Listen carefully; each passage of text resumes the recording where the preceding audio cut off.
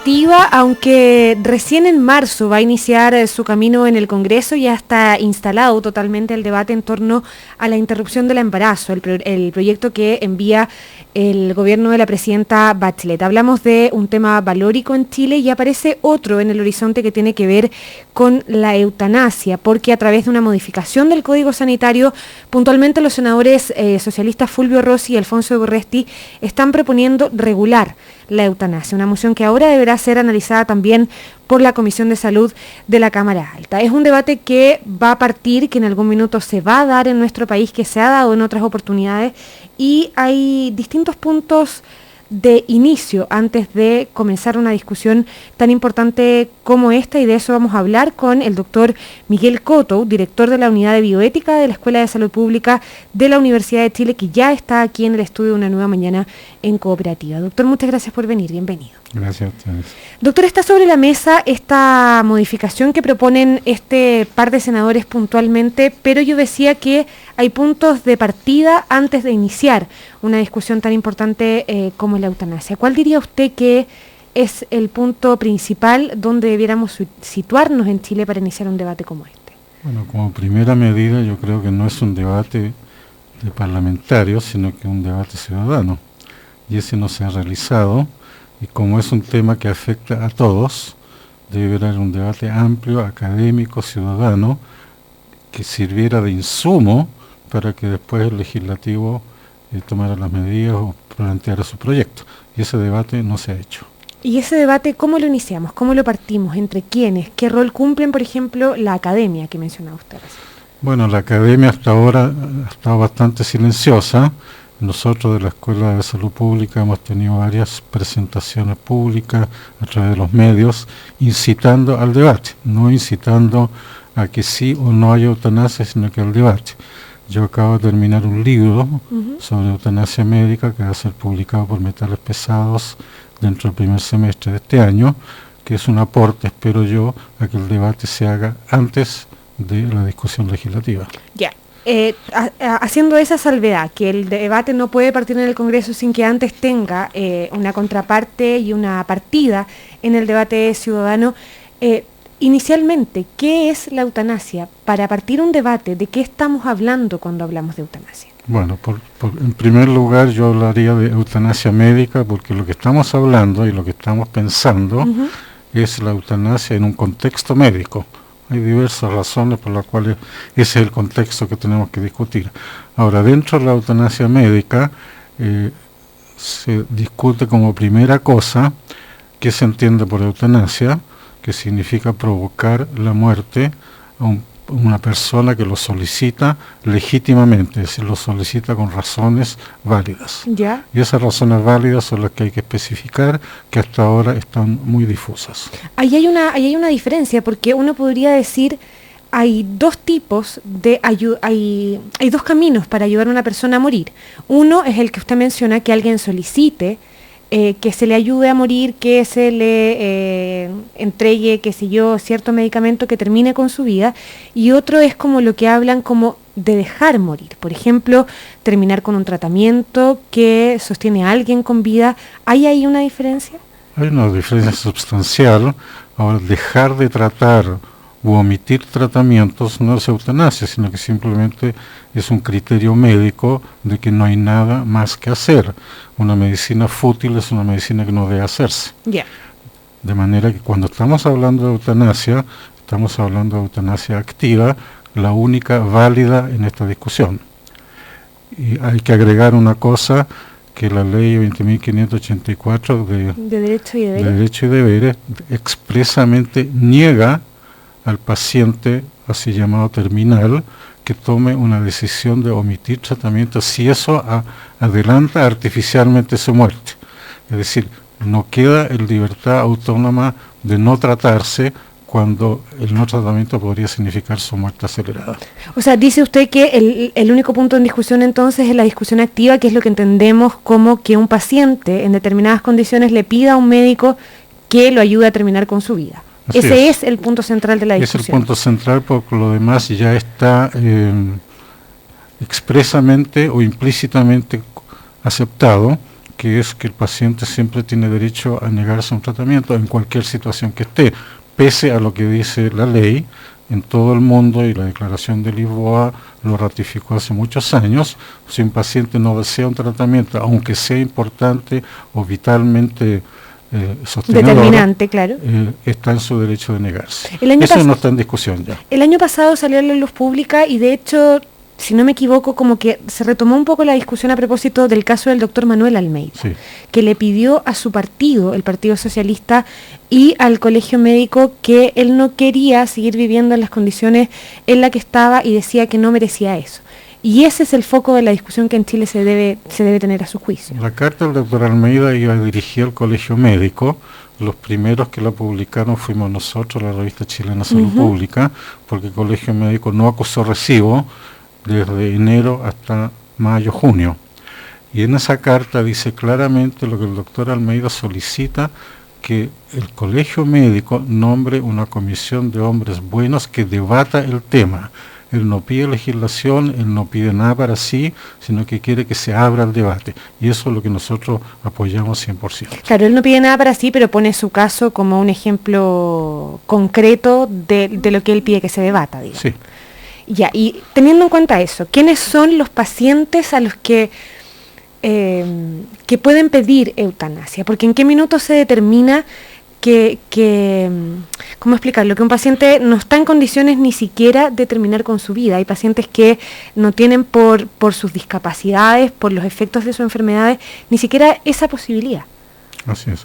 Bueno, yo trato de esquematizar esto con 4 condiciones que a mí me parecen que las 4 son indispensables. ¿Ya? La primera es que el paciente tenga una discapacidad o una enfermedad orgánica que lo discapacite. Por lo tanto, él físicamente no sería capaz de suicidarse por la discapacidad que tiene. En segundo lugar, esa condición... Por ejemplo, alguien que sufre, para hacerlo bien gráfico, que se llama síndrome de enclaustramiento. Exacto. Que no tiene ni una posibilidad, solo mueve los ojos y se comunica con un computador. Así es. Ya. Así es. Por eso que yo no me parece adecuado estar hablando de enfermos terminales. Esto abarca otros enfermos también, o situaciones que no son de enfermedad, sino que de una situación de discapacidad, que está allí sin mejorar, empeorar, y que puede ser de muy larga duración. Esa es una diferencia importante también, porque generalmente se habla de enfermos que tienen diagnósticos terminales, que no van a mejorar, que van a morir más temprano que tarde y que esos diagnósticos son definitivos. Pero no solo ese tipo de personas entra a su juicio en esta categoría de poder pedir una eutanasia. Es decir, pensar en la enfermo terminal, un término que yo creo que habría que eliminar porque no es de uso normal con los pacientes. A nadie le dice usted está terminal, claro. Está crítico, está muy grave, no tenemos tratamiento. Terminal es un uso inadecuado. En todo caso, pensar en eutanasia solamente para gente que está a punto de morirse de todas maneras es limitarlo a muy pocos casos, y quedan muchos casos legítimos afuera. Por eso que yo pongo 4 condiciones. Estábamos en el primero, que es de las personas que no pueden por su condición física. Físicamente no están en condiciones de hacer un eventual esfuerzo de suicidio si quisieran. En segundo lugar, esa condición les tiene que significar un sufrimiento intolerable que no haya podido ser paliado. ¿Ya? Por eso que yo no creo que estemos descartando la medicina paliativa, todo lo contrario. Si ella puede hacer que el paciente no sufra, no hay ninguna razón para que pida eutanasia. Estamos hablando de aquellos que por algún motivo o no tienen acceso o no hay medios para paliar aquello que ellos sufren, por ejemplo, la falta de control del cuerpo. No se puede paliar. En tercer lugar, tiene que haber una voluntad expresa y reiterada, claramente expresada por el paciente. Cuando está en situación inconsciente, podrá hacer un testamento en vivo, podrán ser sus representantes, pero básicamente tiene que provenir del afectado mismo. Y cuando usted dice reiterada, no basta con que lo diga una sola vez en una condición. No.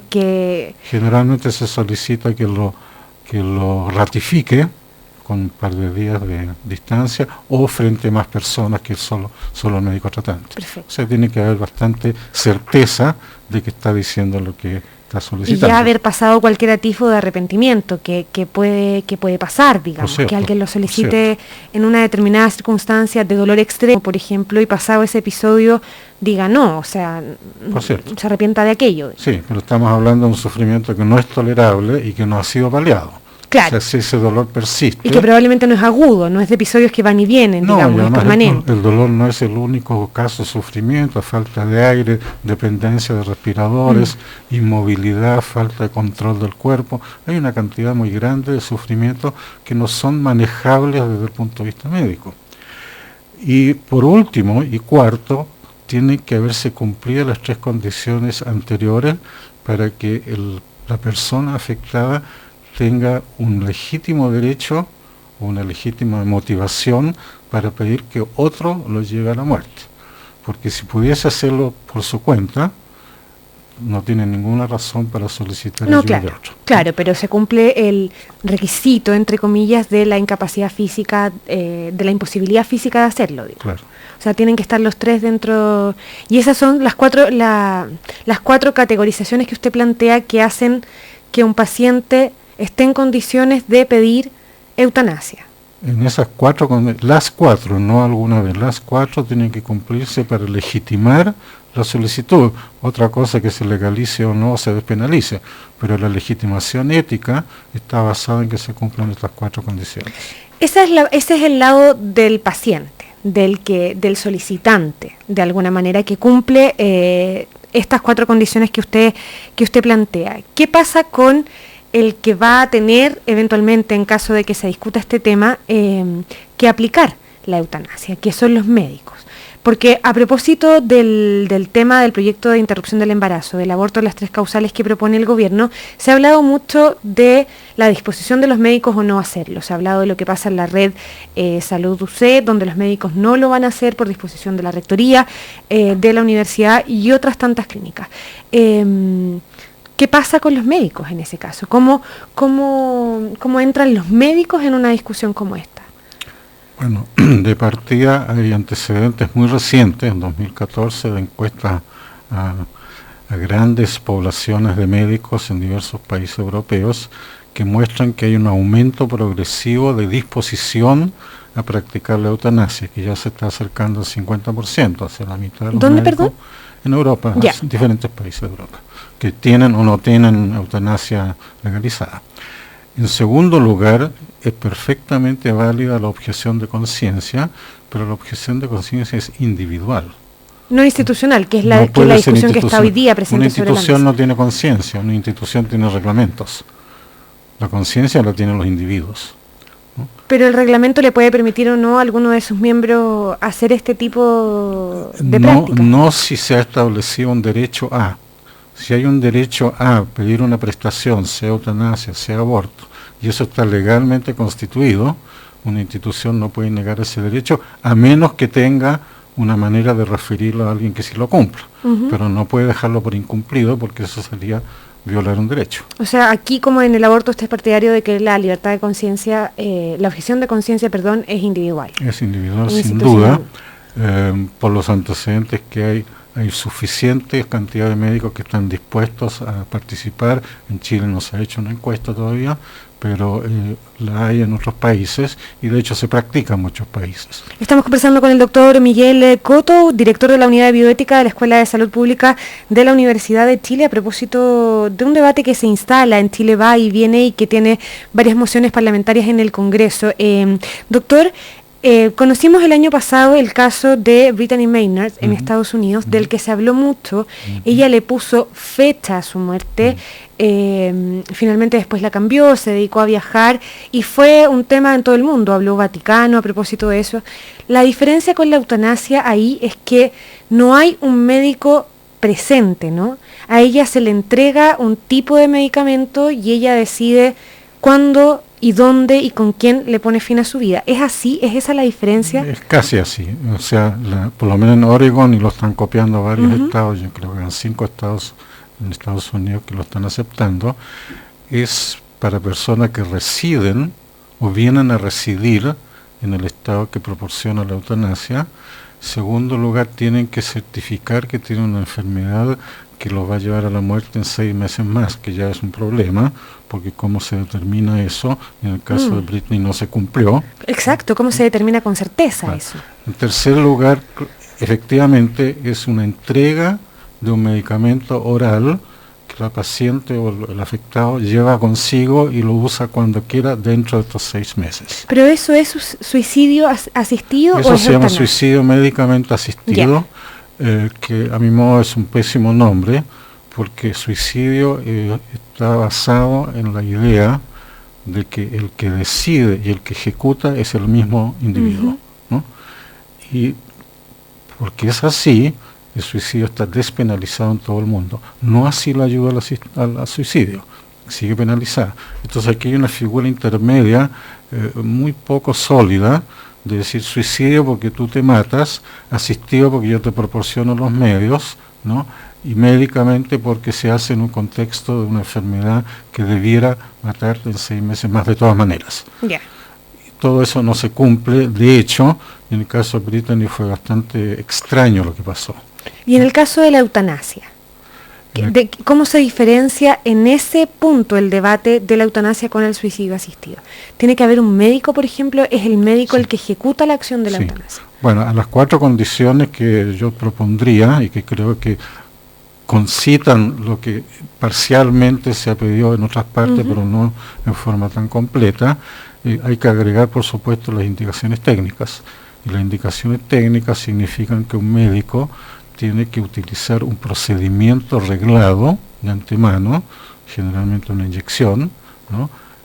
Y tiene que hacerlo con anuencia de la institución fiscalizadora, ¿no? Que en este caso es... Da lo mismo, digamos, puede ser ad hoc o puede ser una dependencia del ministerio. Perfecto, ya. Es una institución que determina las indicaciones y la forma en que se lleva a cabo. Pero hay que agregarle otro hecho. Una vez realizado en Holanda una maniobra de eutanasia, legitimada y todo, pasa a una comisión que a posteriori estudia si se cumplió o no. Y si no se cumplió, lo tildan de homicidio y es penado. Wow. De manera que la cosa es muy, muy reglada, pero es el médico el que actúa bajo estas condiciones. Bajo esas normas, y es el que asume eventuales consecuencias como la que usted menciona. Sí, que no cumple. Doctor Coto, nos queda muy, muy poquito tiempo, nos tenemos que ir a la pausa en Una Nueva Mañana en Cooperativa, pero hay muchos que dicen en esto, los médicos juran para salvar vidas, no para terminar con vidas, y ponen eso en el centro del debate. Primero eso, y lo otro, viendo un poco lo que ha pasado con la discusión de aborto, ¿cree que Chile está preparado para iniciar una discusión sobre la eutanasia? Bueno, el punto 1, el juramento hipocrático es simbólico. En el siglo XX hay juramentos hipocráticos modernizados, como la Declaración de Ginebra, en la cual ya no está la disposición del médico a salvar vidas, sino que a mejorar a sus pacientes y evitarle los sufrimientos que sea. Sería muy absurdo que el médico tuviese como fin único salvar la vida, porque eso lo pone en una situación de muy desesperante y de tratamientos fútiles, de tratamientos obsesionados, etcétera. En cuanto al segundo punto, que se refiere... Le decía yo que lo que hemos visto en torno a la discusión del aborto que recién parte, ¿está Chile preparado como para discutir de eutanasia? Eso de la preparación no existe, o sea, está preparado en el momento que hay inquietud, en que en otros países se está mostrando que se está avanzando, y que aquí, mal que mal, se está discutiendo. Ahora a mí me parece muy extraño lo que dice el senador Rossi, que dice que hemos madurado desde el 2006, cuando él planteó su proyecto, al 2015, pero el proyecto es el mismo. Entonces, bueno, estamos maduros, no estábamos maduros hace 10 años. ¿Cómo mide la madurez? Yo creo que un problema social como este, el aborto, la eutanasia, son problemas que están ahí, que están causando muchos problemas. Y son dinámicos y probablemente van cambiando, lo que dice usted un día para... Tienen ribete de salud pública muy importante, tanto el aborto como la eutanasia, porque son actos que tienen que ser hechos bajo una legislación, de manera que no podemos esperar que en un futuro estemos más o menos maduros. Estamos necesitados de abordar estos temas. Doctor Miguel Coto, director de la Unidad de Bioética de la Escuela de Salud Pública de la Universidad de Chile, muchísimas gracias por haber venido Una Nueva Mañana en Cooperativa. Que le vaya muy bien. Y nosotros nos vamos a la pausa, seguimos con el programa de hoy.